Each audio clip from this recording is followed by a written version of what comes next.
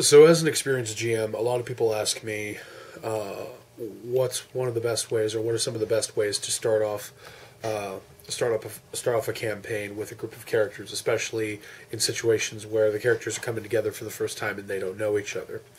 I really don't have a clear or concise answer, as it were, to that, unfortunately. And the main reason for that is because a lot of times what will wind up happening is you have different...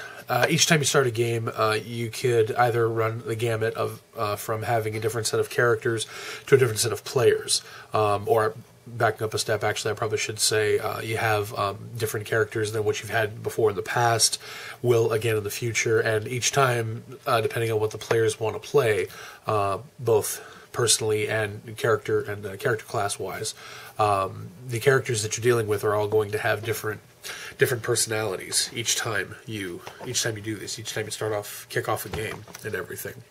So as there is no clear answer, maybe not so much clear answer, but one solid good answer as to what's a good way to start everybody off whenever you kick off a new campaign and everything.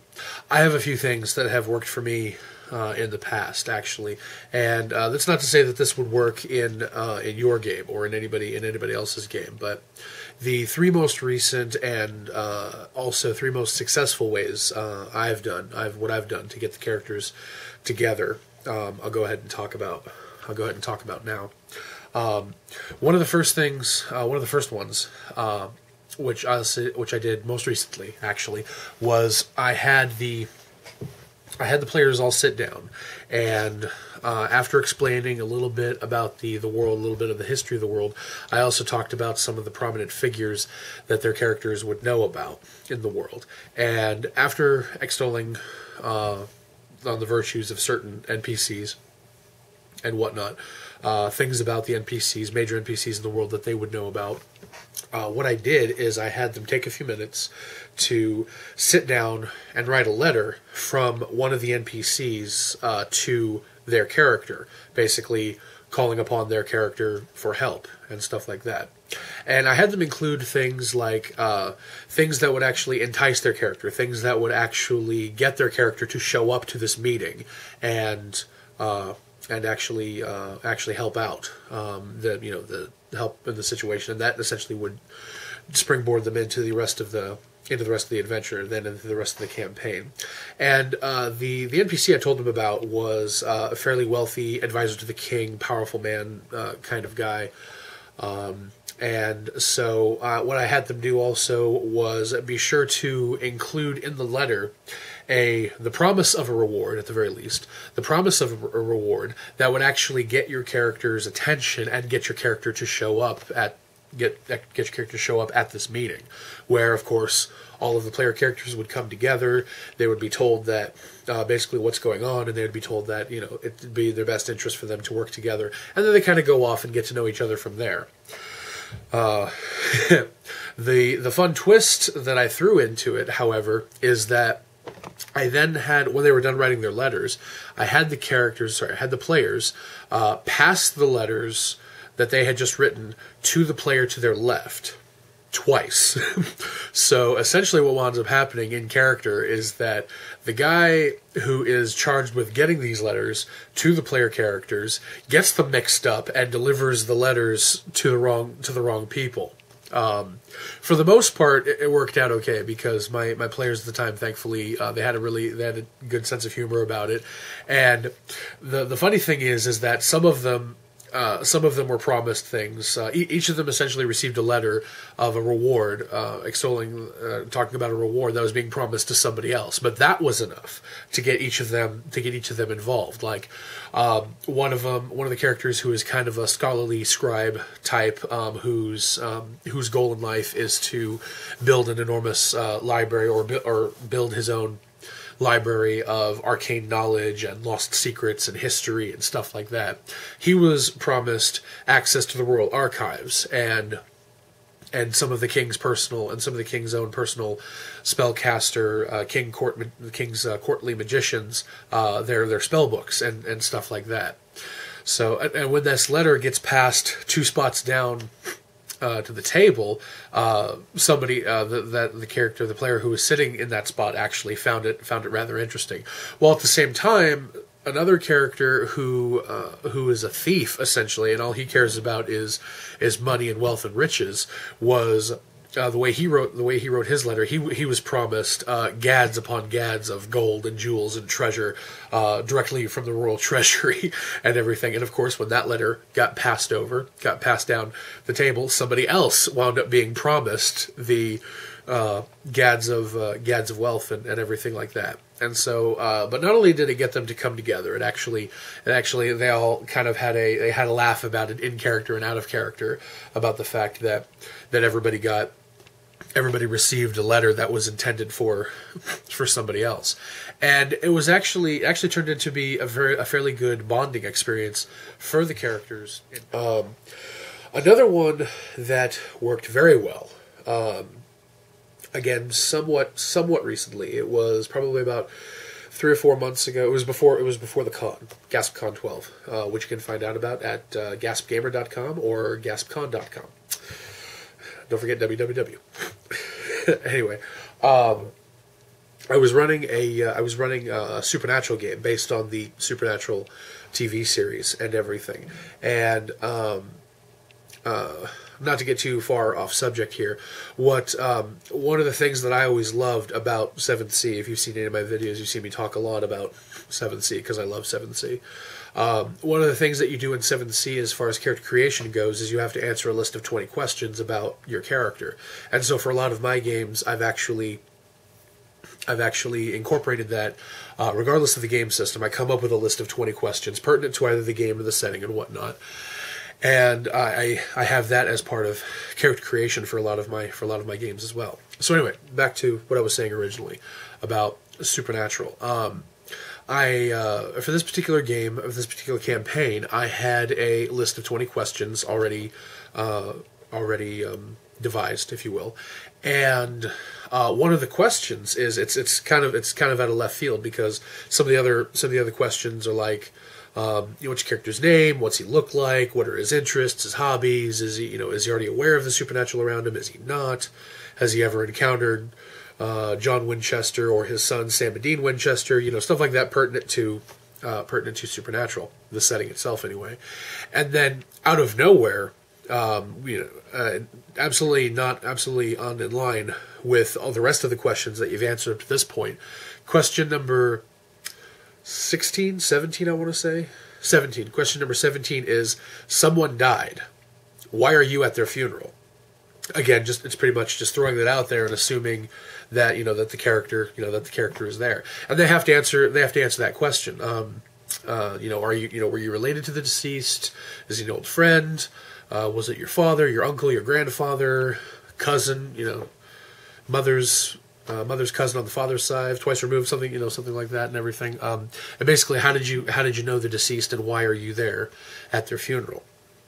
Ultimately, that's what brought the player characters together in that game, was that they actually had a common thread to bind them together from the beginning, not just promise of treasure or going out adventuring because there's nothing better to do and it's an RPG, but actually something very, very, very, very close to home for the characters. And of course, once I brought them together, once you bring the characters together at the funeral, what you can do from there is, of course, get them to kind of move together, because they go from the funeral to the graveyard where the deceased is buried, and then they all go together to the wake or the reception where there's lots of drinking and recriminations, depending on the social situation and who else was invited to this to the funeral and everything. That scenario specifically, the way I did it may not work exactly for every game, but at its core, the idea of having the characters know somebody who died, and then they all gather at their funeral, and then from there something will happen to kind of get them together, bring them closer together, and kind of get them to go off on this adventure together and everything. That's one that might work for a lot of other game masters out there. The last one that really threw the characters for a loop, they had absolutely no idea what in the hell was going on, was make up characters. Okay, no problem. Character background. Okay, cool. You can know the other player characters. You may not. It doesn't matter. Just let me know. Let me know what's going on with the characters and everything. And so after they kind of they do a little bit to explain their character backgrounds and everything, we get started.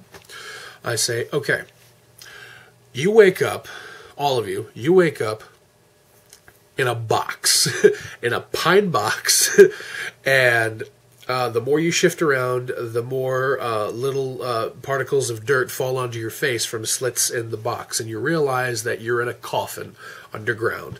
And that's how it started off. Everybody was buried alive. They woke up, and they had no idea how they got there or what happened and everything. And before anybody suffered any permanent damage, oxygen deprivation, brain damage, whatever, they were all able to get themselves up out of the grave.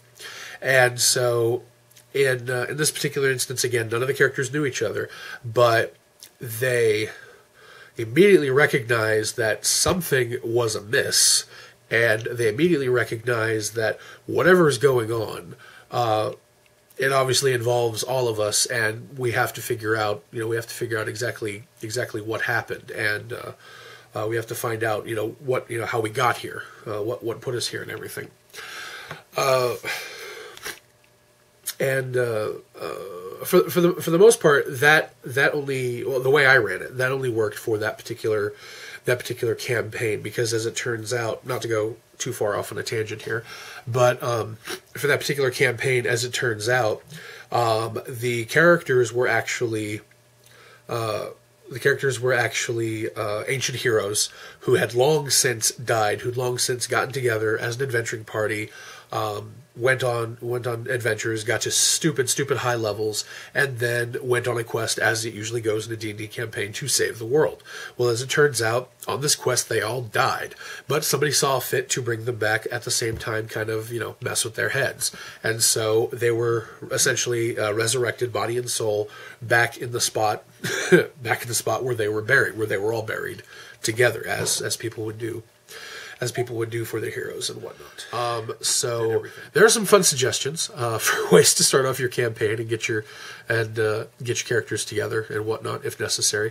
Like I said, I know it may not work for everybody, and it really all depends on how you want to run the game and how you want the. Basically, on what level you want to mess with the players' minds at the start of the game, and how badly you really want them to start off together and everything. And it's mostly because I find that for a lot of gamers, a lot of experienced gamers, or maybe even not so much experienced gamers, just today's gamers, they've already heard of or been through so you're all in a tavern. Sitting around, and all of a sudden a man walks in. They've all been through that kind of beginning and everything, and so that just doesn't seem to work for anybody. Truth be told, that particular opening, if you will, like somebody running a game like that hasn't worked for me or gotten me into the game, and into playing it. It's really into the game itself, into the campaign.